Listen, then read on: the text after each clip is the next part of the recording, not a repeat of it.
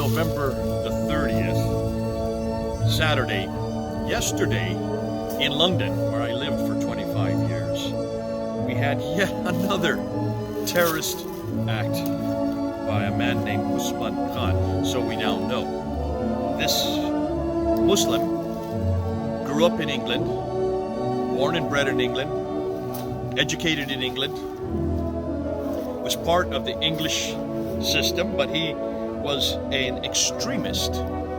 Turns out, we find out that this man who went to London Bridge, this is the same bridge where 8 people were killed in 2017, in June of 2017, the very same bridge, he was then finally brought to the ground and was wrestled to the ground by some civilians, which is fascinating. Then the police came, and when he turned over and showed the faux suicide vest. Faux suicide means fake suicide vest. They suddenly realized that he possibly had a bomb, and they pulled back, and then they shot him dead.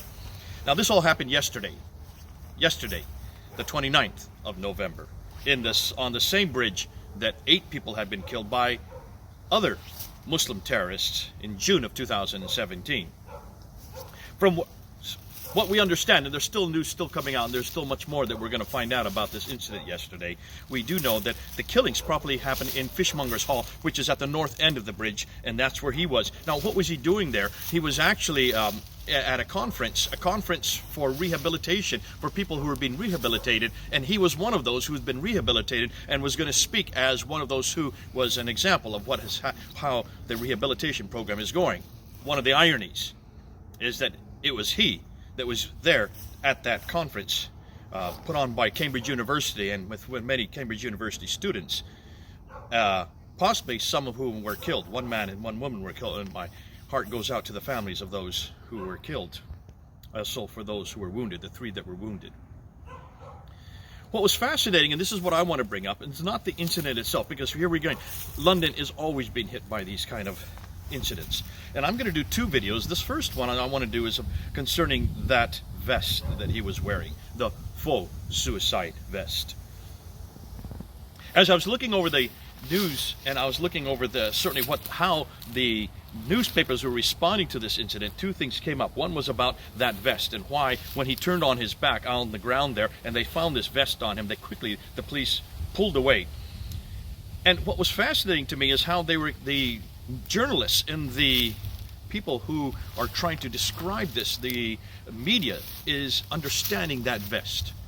And what came out was this point, that the reason he wore that vest was 2 reasons. First was that he wanted to shock people and to cause terror. So he wanted to create terror. And secondly, that he wanted to be killed. And that's why he had the vest, so the police would kill him. Now, that second part was what was fascinating to me. Shock and terror, I can understand that, because that's in the Quran. But why did he want to be killed, showing the vest?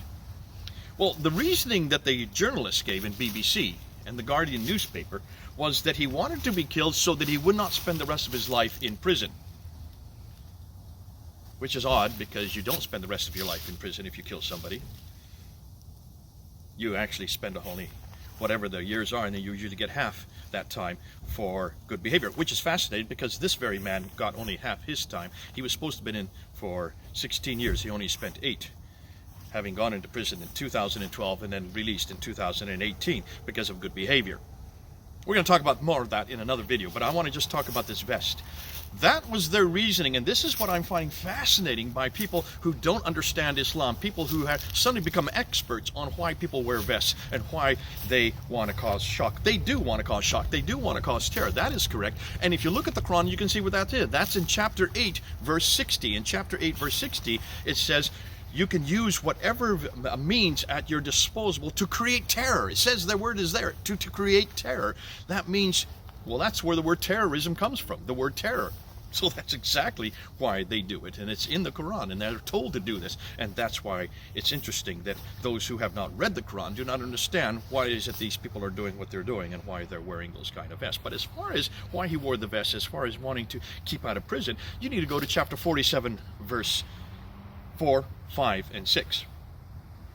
Well, you might as well just start with the very first verse. Look at the first 3 verses of chapter 47, and it tells who a believer is and then who an unbeliever is. It gets to verse 4, and it says that for the unbeliever, cut off the heads of the unbeliever. And then verse 5 and 6 starts with the idea that he who participates in jihad, that means in striving for Allah, striving, and jihad is always known, if you look at the Quran, although people like to say it's inner jihad, I don't know where that is in the Quran, it's always using weapons of this world.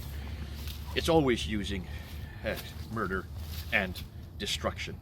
So whoever participates in jihad, if he should die, great shall be his reward in heaven. Now remember, for a Muslim, there is no assurance of salvation like we have as Christians. We know we're saved. That's not a problem for us. We all know if we believe in Jesus Christ and the fact that he died on the cross and rose again, we are saved. But Muslims can't say that. Muslims do not have any assurance of salvation. And so therefore, the only assurance they can get is chapter 47, verse 5 and 6. He who participates in jihad, if he should die, great shall be his reward. That's why he wore that vest. That's why he turned on his back, so that the police could see him, so they would kill him, because he wanted to be a shaheed. That's what a shaheed is, somebody who goes directly to heaven. Remember Michael Adibalajo.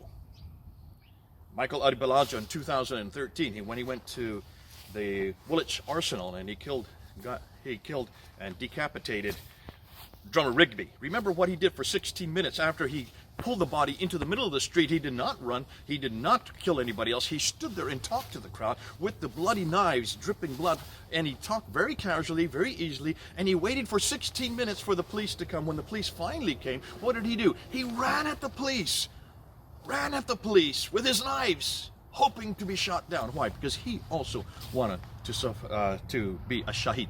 And most of these suicide bombers and these who are killing others want to be shaheed. But it's there in the Quran.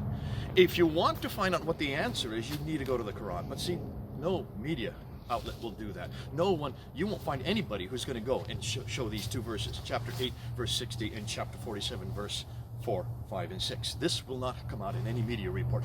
We've been saying this for years. I've been saying this for years. I've been getting up on the ladder at Speaker's Corner anytime there was an incident in Britain or in London. Anytime I would go back and I'd show even what ISIS was doing. Every time ISIS would do something, you can find support for it in the Quran. But who wants to confront the Quran? Dare not confront the Quran. And that's going to be the next video. We're going to get into that, because now we're moving our videos into this very problem of, is the Quran relevant for today? And when you look at women's issues, as we have been looking at, we now move into violence. We're going to see that this book is not relevant for today, primarily because of what just happened yesterday.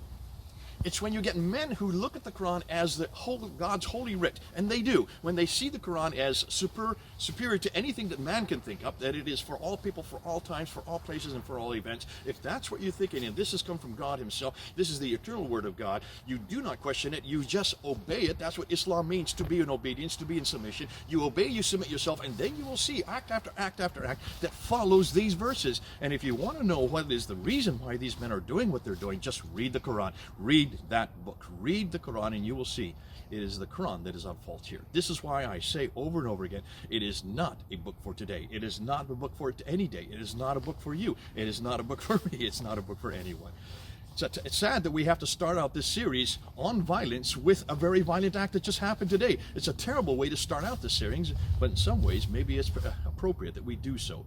As we move into now what the Quran says on violence, here's an exact act that just happened yesterday there in London, my beautiful town. Condolences to the families. I hate to have to start with this kind of introduction, but it's appropriate, I think, that we start nailing the responsibility for these acts, and it comes down to one book, one man. This is Jay, here in front of this tree, some nondescript place here on the East Coast of the United States.